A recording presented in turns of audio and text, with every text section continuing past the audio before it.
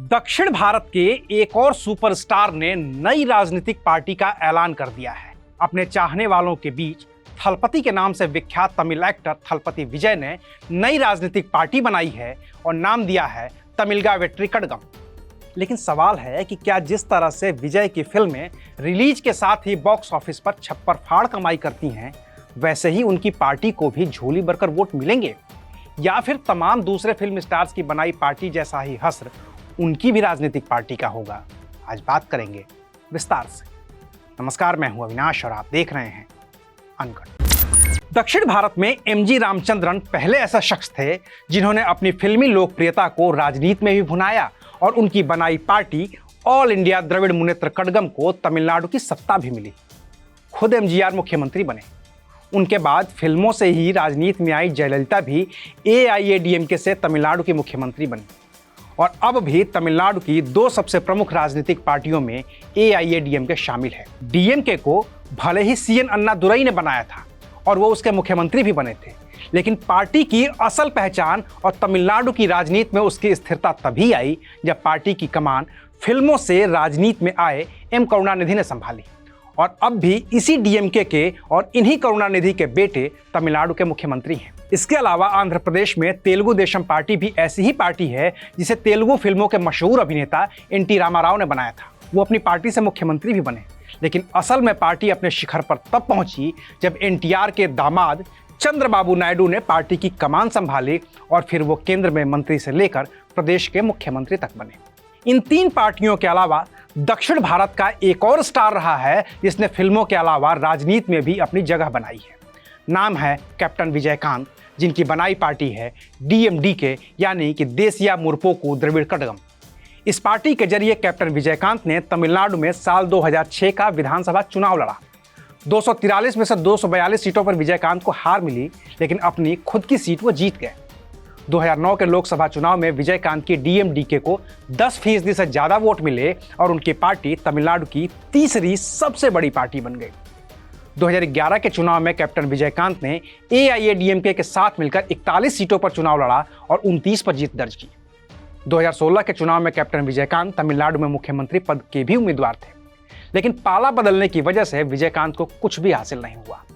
2019 के लोकसभा और 2021 के विधानसभा में भी विजयकांत को कुछ हासिल नहीं हो सका और 2023 में उनके निधन के बाद पार्टी भी अब लगभग खत्म होने की कगार पर है। इन 4-5 नामों के अलावा जितने भी सुपरस्टार रहे हैं, उन्होंने अपनी पार्टी तो बनाई, लेकिन कुछ खास हासिल नहीं कर सके। उदाहरण के तौर पर रजनीकांत, जिन्हें दक्षिण भारत में लोग भगवान की तरह पूजते हैं। चाहने वाले उन्हें थलाइवा कहते हैं।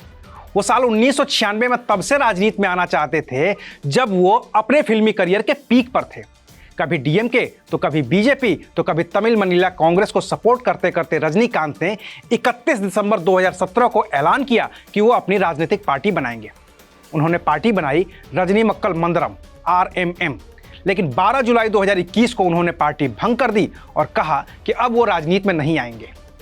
अब भी रजनीकांत पर कयास लगाए जाते रहते हैं कि वो फिर से राजनीति में कदम रख सकते हैं, लेकिन पुराने अनुभव तो यही कहते हैं कि राजनीति में आकर भी वो उस लार्जर देन लाइफ वाली छवि को स्थापित नहीं कर पाएंगे जैसा उन्होंने सिनेमा में किया है। बाकी पार्टी तो कमल हासन भी बना ही चुके हैं। 2019 के लोकसभा चुनाव में कमल हासन ने 37 उम्मीदवार उतारे थे, लेकिन सब के सब हार गए। 2021 में उन्होंने खुद तमिलनाडु की कोयम्बटूर साउथ सीट से विधानसभा का चुनाव भी लड़ा था, लेकिन वो बीजेपी की डॉक्टर बंती श्रीनिवासन से चुनाव हार गए थे। साउथ के सुपरस्टार चिरंजीवी ने तो साल 2008 में ही राजनीतिक पार्टी बनाई थी। नाम रखा था प्रजा राज्यम पार्टी।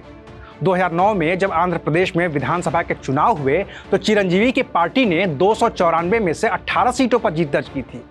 खुद चिरंजीवी तिरुपति की सीट तो जीत गए थे, लेकिन पलाकोलू की सीट से वो हार गए थे। फरवरी 2011 में चिरंजीवी ने अपनी पार्टी को कांग्रेस के साथ मर्ज कर दिया और फिर 2012 में वो राज्यसभा चले गए। मनमोहन सिंह सरकार में वो मंत्री भी बने, लेकिन सरकार जाने के बाद और मोदी सरकार के आने के बाद से ही चिरंजीवी ने राजनीति से किनारा कर रखा है। एक और सुपरस्टार पवन कल्याण के साथ भी यही हुआ। उन्होंने साल 2008 में राजनीति की शुरुआत अपने भाई चिरंजीवी की पार्टी प्रजा राज्यम पार्टी से की थी, लेकिन जब चिरंजीवी ने अपनी पार्टी का विलय कांग्रेस के साथ कर दिया तो साल 2014 में उन्होंने अपनी पार्टी बना ली जनसेना पार्टी। 2019 में पवन कल्याण की पार्टी ने आंध्र प्रदेश की 140 सीटों पर चुनाव लड़ा। पवन कल्याण खुद 2 सीटों से चुनाव लड़े, लेकिन वाईएसआर कांग्रेस के हाथों वो दोनों ही सीटों से चुनाव हार गए।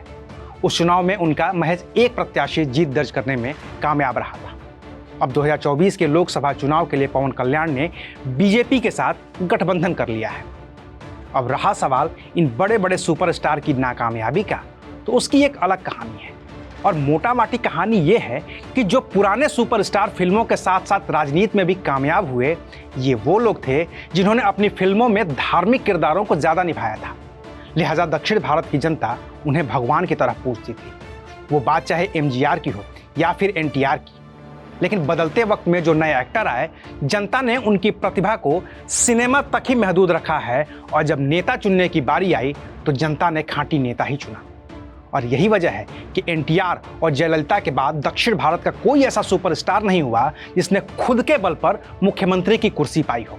बाकी तो मोहन बाबू से लेकर प्रकाश राज तक और बालकृष्णा से लेकर खुशबू और राम्या तक दक्षिण भारत की राजनीति में बड़े नाम बन गए हैं, जिन्होंने भले ही खुद की कोई राजनीतिक पार्टी नहीं बनाई है, लेकिन अलग अलग पार्टियों में उनकी मौजूदगी को दरकिनार नहीं किया जा सकता है।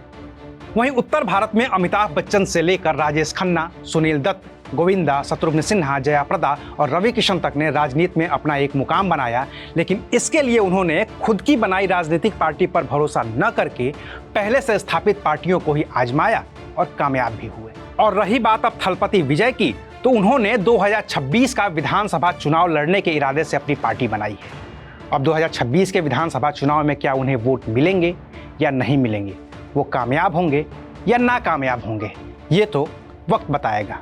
तो वक्त का इंतजार करिए और देखते रहिए अनकट। शुक्रिया।